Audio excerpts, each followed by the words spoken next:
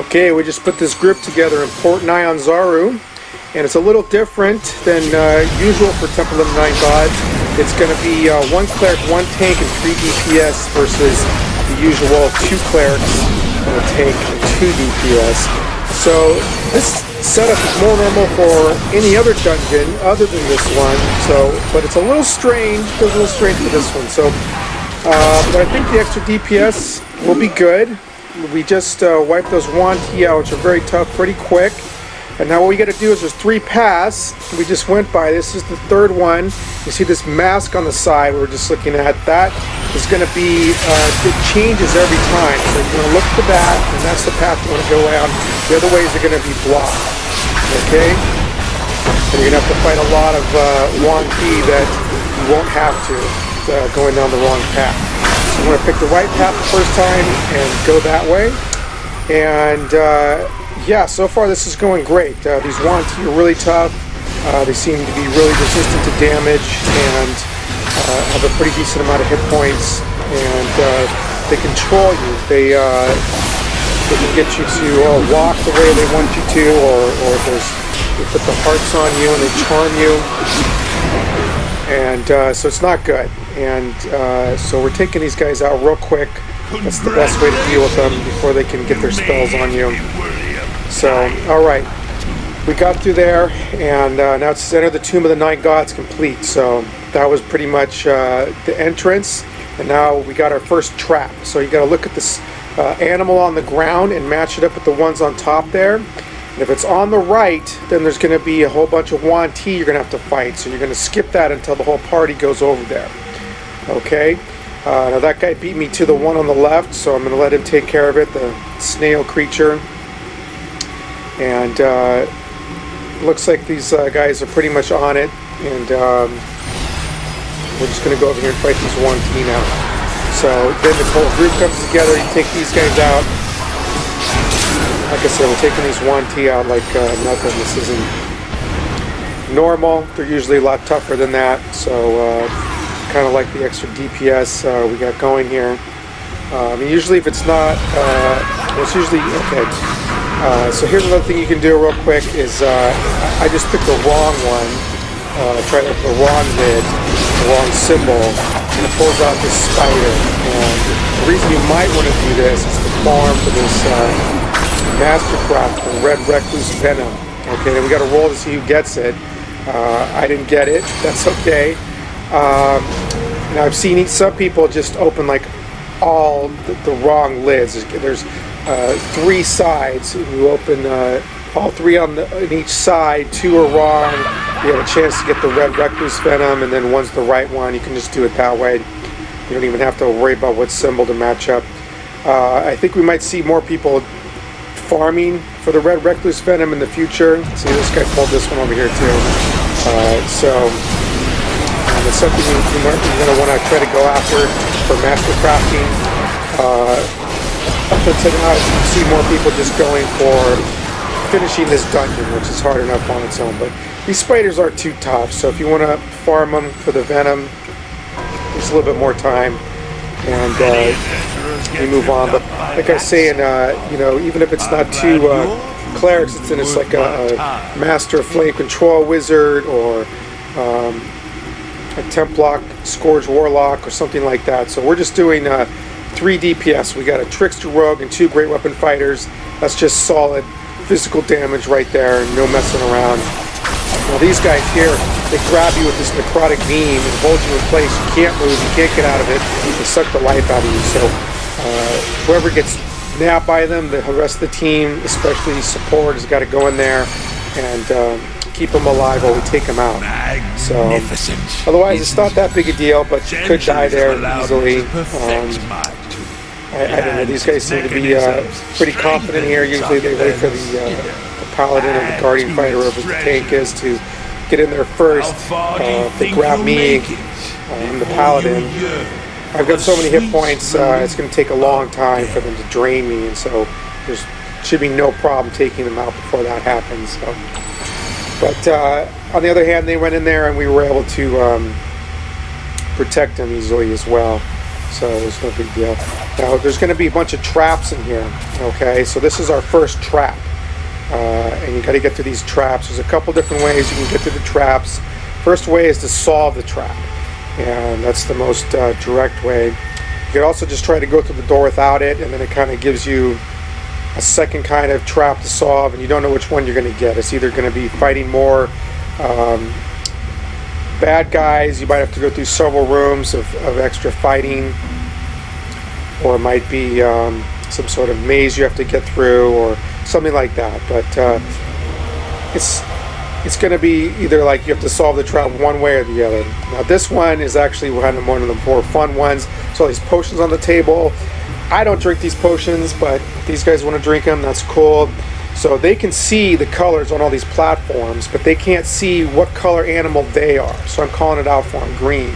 You just put the letter G on there. You can see my chat in the bottom left here. I got G for green. All right, this guy's a yellow bear. You just put the first letter of the color, yellow, Y. This guy's B, blue. All right, they can see where they're going. I can't see that, but I can see what colors are on them. So it's pretty straightforward. Everybody starts drinking potions, and you just need one person to call it out. You just use the first letter of the color if you're using chat, or if you're, if you got headphones, then you can just talk to each other, and that's obviously even easier. We're not using microphones, so we're just going to use the chat pad. All right, this guy's green. You can see it goes pretty quick. One potion remaining. Yeah, you're red, buddy. Let's go. And there you go. And that's going to solve it. One more guy here. He's orange. And you get some Cholton riches there for your effort. So there you go. Now next comes this square here. You always want to go to the right. Otherwise those necrotic undead creatures are going to pop up and hit you with that beam and wrap you there. They'll come out of nowhere if you go the wrong way. So I'm not saying they can't get you if you go this way, but it's a lot easier to go this way. You're going to have to fight all these guys. There's several groups here. There's one on each side. So you're going to have to fight these guys to get around through this. Now they're kind of tough, but if you hit them as a group, you should be able to take them out. It's all about support here. Support can keep you alive. So you have that green, that's just tons and tons of healing. Well, the green hit points means healing. So support can keep you alive. You should be able to take these guys out. They're not super tough. They do a lot of damage though, and there's a lot of them. So approach them as a group and you should be fine.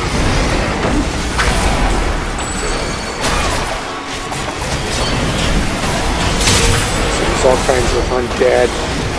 These necromancers here. So it's like, what was that? Black Pearl, where'd it go? Black Pearl, Black Pearl. There it is. Got it. Okay, let's go. So you see that fire archon doing some reading there? It's kind of weird. Okay, so those are the guys you got to take out, and then most people come around here and freshen up at the fire real quick. A lot of times people die at least once going through there. I'm going to rebuff here real quick, make sure we're ready. This is going to be the first boss fight right here, and it's not easy. Everybody's got to take, there's 3 curses, not everybody. Somebody's got to take one of the curses, each of the curses. So the one on the left is going to give you a ridiculous amount of temporary hit points, but make you unable to be healed. So if you lose those temporary hit points, that's it. Okay?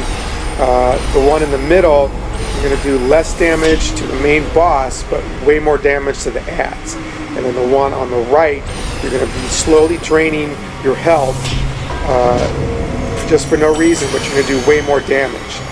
So usually the highest DPS in the party is going to take the one on the right. Usually the cleric, anointed champion especially, is going to take the one in the middle. Okay?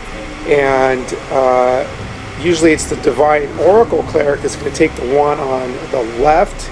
And whoever takes the one on the left, whether it's a Divine Oracle Cleric or not, is going to have to manage the orbs. Okay? You've got so many hit points that these Death Lords are going to come out, and they will kill anybody they touch. So you got to run around and run into them, which will dissipate them. But you'll be fine. You'll survive. Okay, but you're still going to have to take the boss out in a reasonable amount of time, because even though you have a mountain of temporary hit points, it doesn't seem like it's going to run out. They actually will run out eventually. So if you take too long and you have to run through too many orbs, eventually you'll be down to your normal hit points. You won't be able to heal, and nonetheless you won't be able to do the orbs anymore, because any damage you take is going to kill you too. You'll get one-shotted by the orbs too, so it can be tricky. But with all this DPS, we should be able to DPS this guy down pretty hard. This is the avatar of Orcus, okay? So this actually isn't Orcus. There was a cutscene skip running in here, or pretty much Asarak thinks this is his temple and doesn't like us being here, and he's decided we should die for that. And he's chosen something that's more familiar to us, this avatar of Orcus, to kill us. And this avatar of Orcus is actually somewhat tougher than the actual Orcus. So pretty much the final boss of Castle Never is Orcus, and this is the first boss of Temple of the Nine Gods, and this is a fight that's tougher than the last boss of Castle Never that we're going to start off with. So that's where we're at. So this is a real tough fight. This is a game ender for many groups. They don't get past this avatar of Orcus, unfortunately. So I don't think we're going to have a problem, though. We're doing really good, and we seem to be pulling it off with the extra DPS. So I think we should be able to pick him up pretty quick. His hit points are shrinking pretty good so far. So I'm hopeful this is going to be a good run. So yeah, and you know, the support we have here is actually really strong. It's just going to be whether this guy can pull off the orbs, managing the orbs. It's usually not a great weapon fighter that does this, so hopefully he knows what he's doing, and we get through this. But to go over the curses real quick, I mean, the reason that the anointed champion clearly takes the middle curse is because they can still debuff the boss and buff the party and protect the party standing close to Orcus. And even though they're not going to do as much damage to him, a lot of their powers are AoE attacks that when they go spinning off against the ads, will just obliterate them because they're doing extra damage to the ads. Normally they don't do that much damage, but it's a bonus for getting to the curse. It takes the ads out really well. They're still buffing, debuffing, just like normal, and protecting and healing.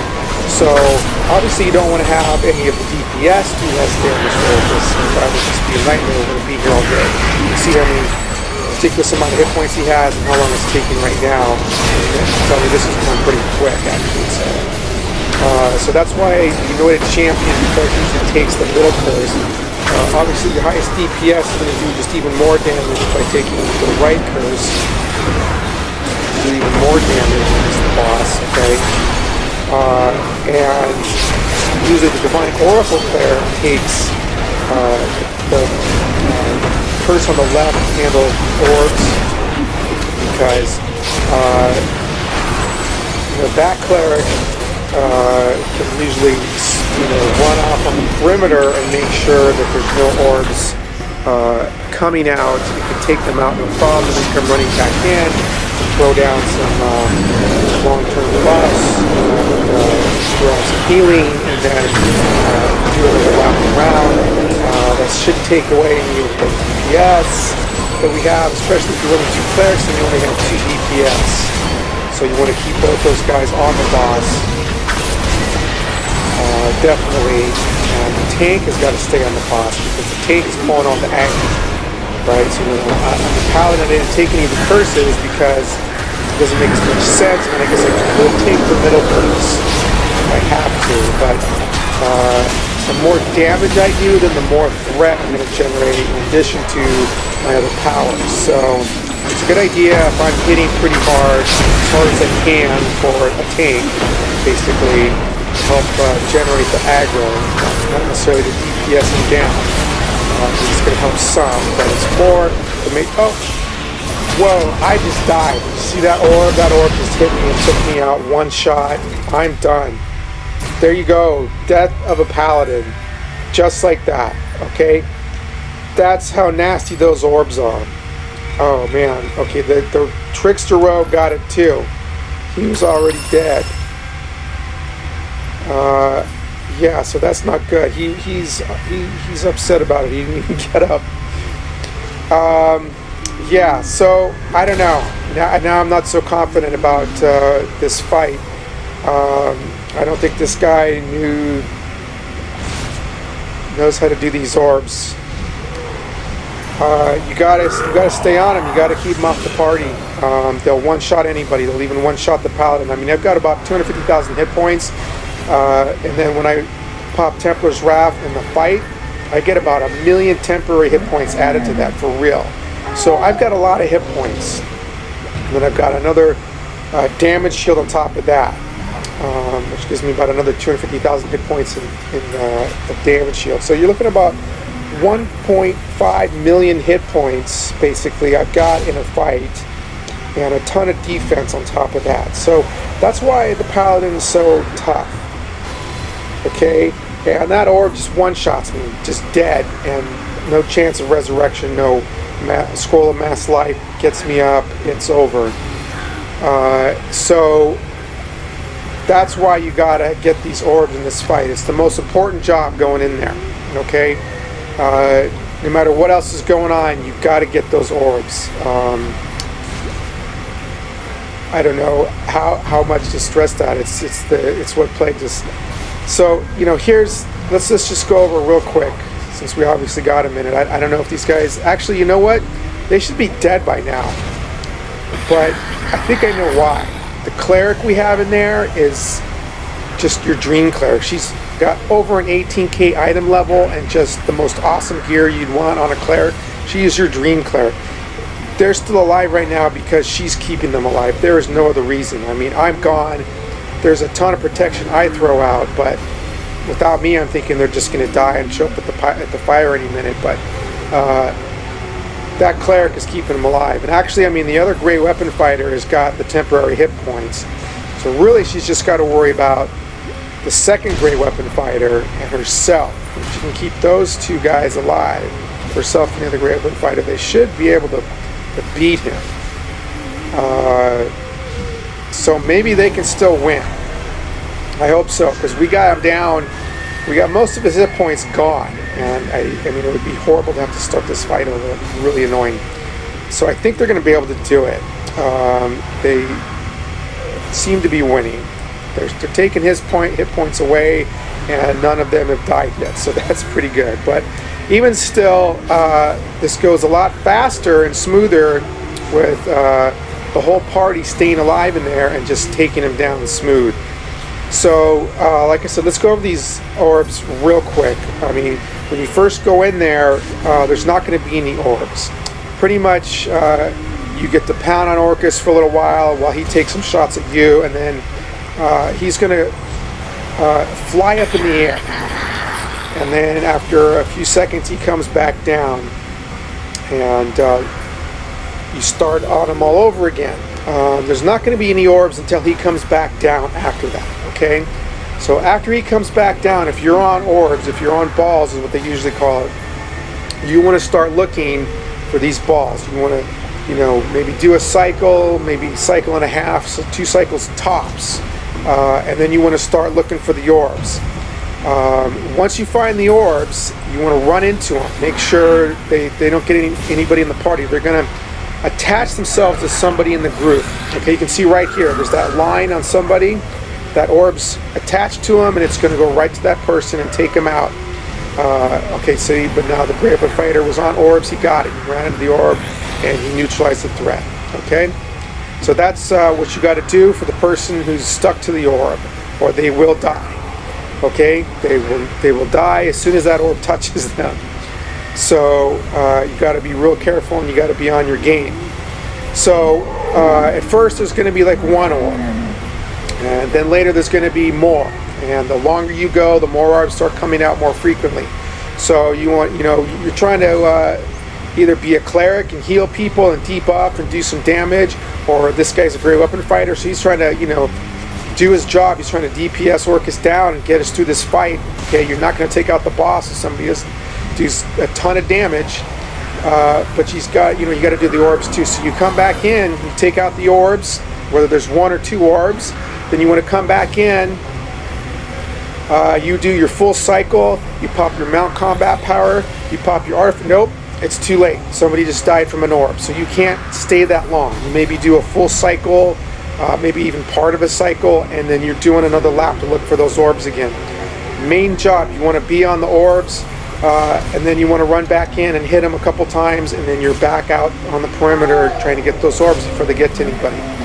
And, just a quick note, if somebody's on orbs, you're going to have to trust them. If they say they know what they're doing, if you get an orb stuck to you, don't run. If you run, it is so hard to catch that person and eliminate that orb, and you're going to probably die anyway.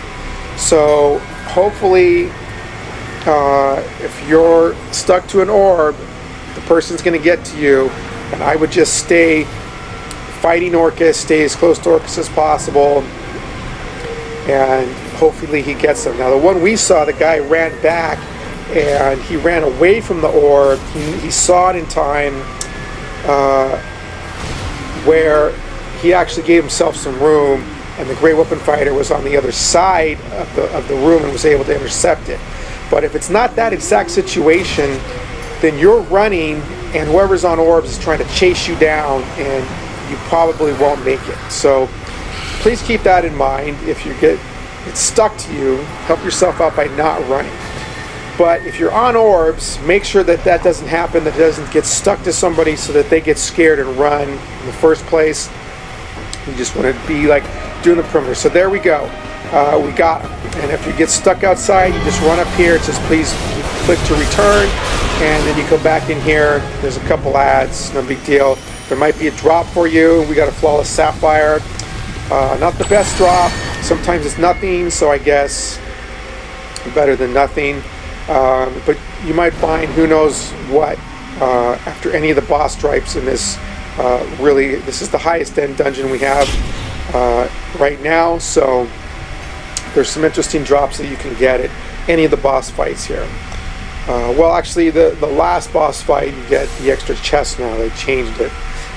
So you get the extra free chest. So that's actually better. It means everybody's getting a drop off the last boss. Okay, but the first two bosses, you might not get a drop, unfortunately, or you might get a drop and it could be a flawless sapphire up to who knows what. Well, I mean, it might not even be as good as a flawless sapphire. It might be like an emerald. But a lot of times you get some salvage, you might get some rare profession resources.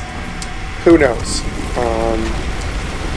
It's just going to be something crazy and random. So, all right, now this guy here, he's kind of like a mini boss. All right, the Grave Master. So he's a little tricky, but not too tough. So you run up to him, usually the Paladin or somebody runs up to him, and he teleports off. And you want to find him. He's going to spawn a ton of ads, okay? And they all kind of look like him. It's hard to lose him in the crowd. It's easy to lose him in the crowd, I should say, hard to find him. You stay on him, you take him out, and the fight's over. So just make sure you're attacking the Grave Master. He's the only one that's going to have that over, the title over his head. Make sure you're on the Grave Master, and you hit him, he goes down pretty quick, as long as you're on him, and you don't get distracted by all the ads and stuff. Otherwise, you'll be there for a while fighting endless ads. Okay? And then we're going to go through some rooms now and do some more fights. Trying to get down the staircase now. This is another trap, and this one nobody likes. It's just super annoying. You got to find the combination of things, and okay, so this is how I deal with it. You just go without solving the trap, and then he says, you know, you're getting sloppy, what are you doing? And he gives you a different way to get through this. Okay, so this is the worst one, in my opinion. He puts you to work in manual labor. You got to get all these bricks out of the way and put them in the pile over here. And it's easy. I mean, it's just kind of annoying. You go real slow. You can't move that fast.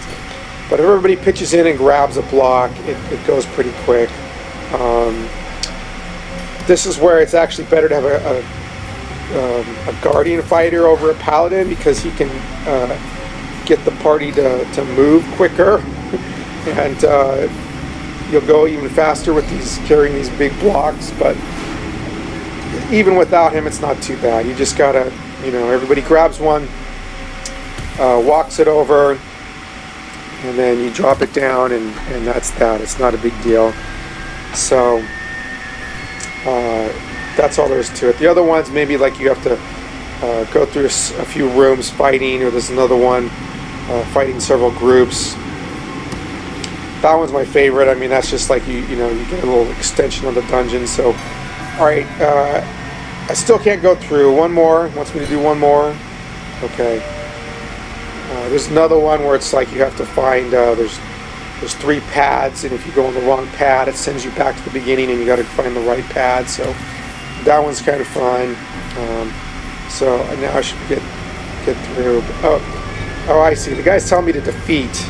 I forgot you can do that. I don't know. It's been a while since I've had this trap. So the other way, the fast way to get through this, everybody did it. I'm the last one. I'm stubborn. I wanted to carry those blocks for some reason.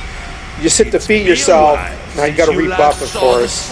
But it puts you to the fire right here, and then you go through and you just go past the trap. Now, here's going to be the dinosaur fight. Go to the left, go down the bridge. You're going to spawn an undead creature that's kind of tough. It might kill you.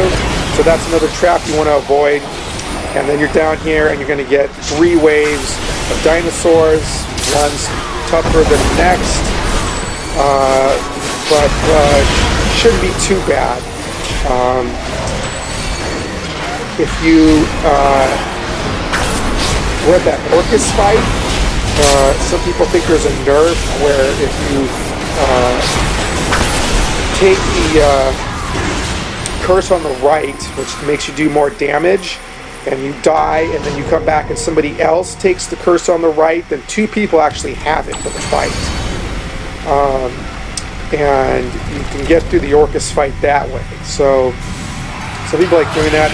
Keep in mind, though, that when you get to that dinosaur fight, it's going to be about twice as tough as what we just went through, and it could be a deal breaker. It could be a game ender for a lot of groups.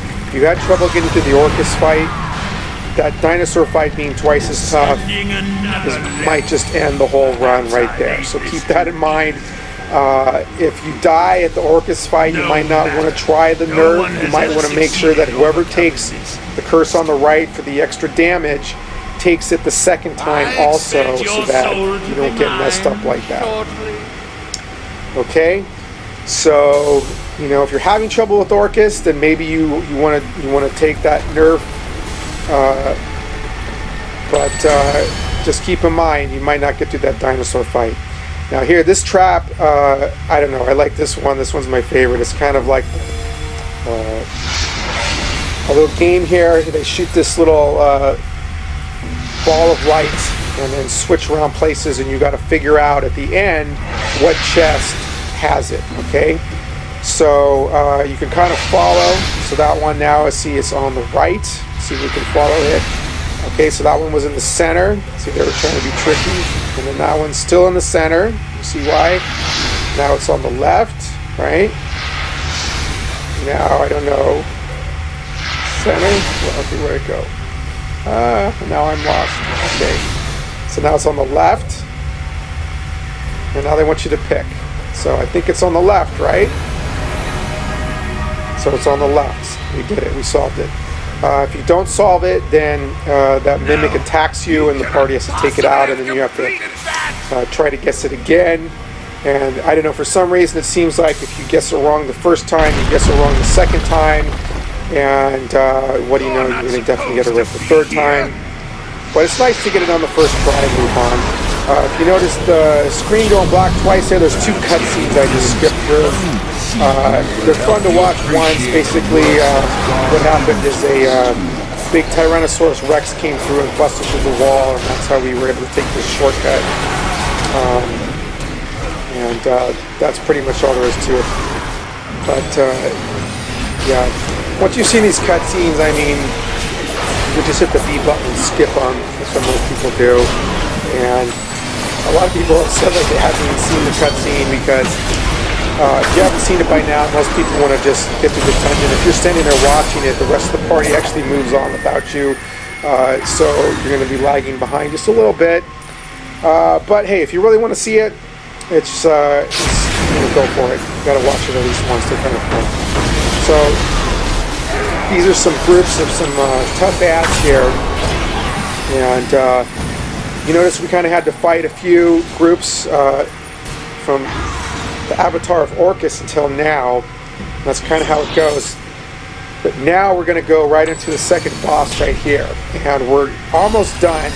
After the second boss, you're almost to the final boss. So it kind of goes like, you know, you get into the dungeon and you fight Orcus, the first boss. That takes a little bit of time.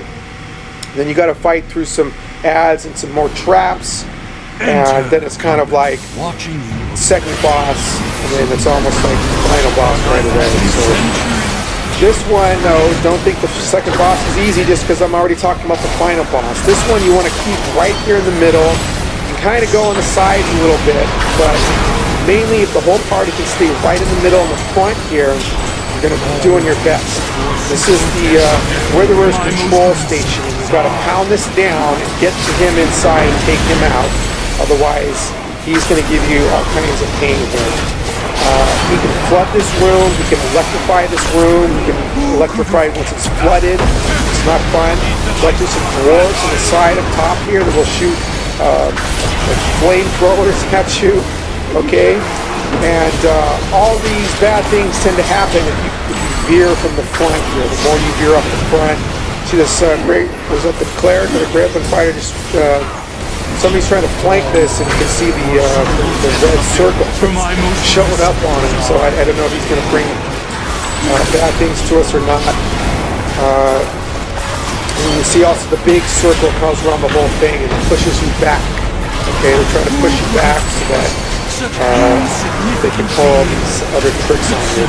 You stay in the front, you see your DPS in it down in no time. You can push back, just make sure you go right to the front there. You see that flame that just went on the side there, so that can be bad. There's also ads that can spawn. Some huge bones will come out if you mess up, and then if you're on too much. Okay, and they can all come out once. So like flamethrowers going in the middle of the water with electricity, and you won't be able to see where you are. You'll be confused, you get turned around, you won't be able to find your way back to the control tower very easily. So just try to stay right in the front there, and you'll have no problems. We took him down, we're inside now, and we got to the Witherer himself. Pretty much once you're here, it's no problem. So you got it, okay? And there it is. That's the second boss. I know this group made it look easy with all the DPS. We have really strong support just with me as the Paladin, and like I said, this Dream Cleric that we managed to pick up. So the 3 DPS is just kind of a no-brainer. You know, the only problem we had was running calls. I guess you kind of figure, when has a Great Wood Fighter done that? If you haven't done it at least a few times and get some practice on it, it's not as easy as it sounds. So it's good to have somebody that knows what they're doing on that. So it seems like that's the only problem we had so far. Otherwise, we'll get through this dungeon real quick. with the extra DPS, they're going down, no problem. So, now these guys, you don't have to fight. Well, okay, they don't like me. Now, I generate 500% threat just standing by myself, minding my own business. So there's like a 50-50 chance, it seems, that I get through these guys. You don't have to fight them at all. Sometimes I walk by them and they don't notice me, but it seems about half the time they just attack me. Then you got to fight them. They're not a problem. They're just kind of like these undead dwarf guys. And if you don't fight them, if you don't attack them, they'll leave you alone wherever you find them throughout the whole dungeon. And if you attack them, then of course they'll all attack you. There's actually 2 Xbox goals. I'm on the Xbox. I don't know if these are on PlayStation as well, but they probably are. But there's one for killing all of them in the dungeon, another one for not killing any of them in the dungeon. So kind of funny. So anyway, here we go. This is the final boss, the legendary final boss fight, Tomb of the Nine Gods. This is Ross Nisi himself, and this fight has the most mechanics out of any dungeon so far. So we'll try to cover those. First off, you want to pound on this guy right up the bat as hard as you can. This is your chance at the beginning here to DPS him as hard as you can. Now, that was the image of Asarak, the god Asarak. His hands came up on the side. Okay, if you're using a microphone, you say hands up. Okay, you see that we just slid?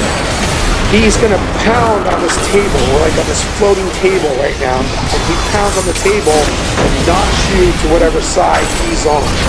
So, whatever side he's on, you want to make sure you're on the opposite side, okay? If you're too close to him when he knocks it, you're going over the edge, you are out of this fight and it is over. Okay? Now, this is the circle attack. Once he does that circle AoE attack, you've got to be inside it. Otherwise he can hurt you, but also he's going to spawn the souls. Okay, you see all these wispy soul-y things I just ran by? Those are the souls. Now, on the screen here, on the lower right, you'll see the soulmonger charge. Okay, that bar is not filled because we took out all the souls. And he just did a double attack, so they're already out. We took them out again. Now, hands are up. Okay, after souls, the hands probably come up, most likely. So you want to make sure of that, okay? Now, after the AoE attack, you've got a short amount of time to take out the soul. Any soul that you don't take out, it can help fill up the soulmonger charge bar. If that bar fills up, the more it's filled up, the stronger Ross Nisi gets. If it's filled up all the way, you and your whole party are dead. It's going to get to a certain point in the fight. He does this huge AoE attack. The more soulmonger charge bar that is filled, the more powerful that attack is. If it is 3/4 filled or more, you are all dead no matter what. Okay? If it's less than that, then you have a chance. You can also DPS him down. If you get him to about, if the soulmonger bar charge is not all the way filled up, if you get him down to, I'm going to say maybe about like 40-ish%, you might live through the attack. Like, it might only kill you once, and somebody might live and be able, or somebody might be able to do a score mass life and get the whole party up. Okay? But if he has more health than that, and the soulmonger charge is up too much, then you're just all going to be dead down. There's no res, correction, there's no nothing. Okay? If you can get him down, you know, most people say about 30%, and you can get him no problem. So if you can get him down to about 30%, I think even with a full soulmonger charge, you might live. If it's less than full, then the AoE attack's probably not going to kill you. As it is now, he's got no soulmonger bar filled at all. With all this extra DPS, we're taking out the souls every time, all the time, and he has nothing. So the AoE attack isn't going to do anything to us. Okay, that's the bottom line. So to break it down, you're going to have some time at the beginning to take down his health as much as you can to get a good start. Then the hands are going to come up. Then after that, he's going to start doing the AoE attack. If you get in that circle, it's easier to take out the souls. If anybody's out of the circle, and not right on Rosnisi, the souls are going to be tougher. So keep that in mind a little bit if you don't have the strongest DPS. So you do the AO attack, the souls are going to come out, you're going to take out those souls, then the hands are going to come up and try to knock you off, and it's just going to cycle around like that until you can DPS them down, and you try to do this big AoE attack, and we'll see if you're still alive. So there we go. That was the final boss, beautifully done, with all that extra DPS.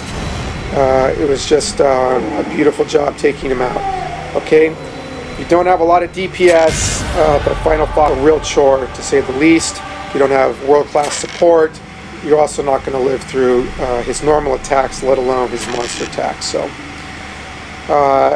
yeah. Now you can get ultimate enchanting stones, blood rubies, all kinds of mystery bonus, awesome things out of these chests. Got some pretty normal rewards, to say the least. That chest in the middle is also a bonus. Everybody gets that. Otherwise, you need an epic dungeon key or a legendary dragon key or a Cholton key for this other chest. But you should be able to get 3 chests out of this. So get some big rewards out of this. You know, it's not a guarantee every time. Definitely going to get some solid salvage. You're also going to get Seals of the Brave, which are really hard to get. So Seals of the Brave going to get you all the equipment you could only get from the Brave Seal Trader in Cholt, and that gear is really sought after. So there's the scoreboard if anybody wants to take a look. And that was Temple of the Nine Gods. Yeah, everybody's saying good game, thank you. It's a good sign. Everybody thought it was a good run. I thought it was a good run. Thought extra DPS. We actually smashed through this in no time. So that was great. Hey, if you guys haven't subscribed to my channel yet, go ahead and do so now. Give this video a like, and if you want to leave any comments whatsoever, I'd love to hear from you. So please don't be shy, and you guys have a great time with Temple of the Nine Gods. We'll see you soon.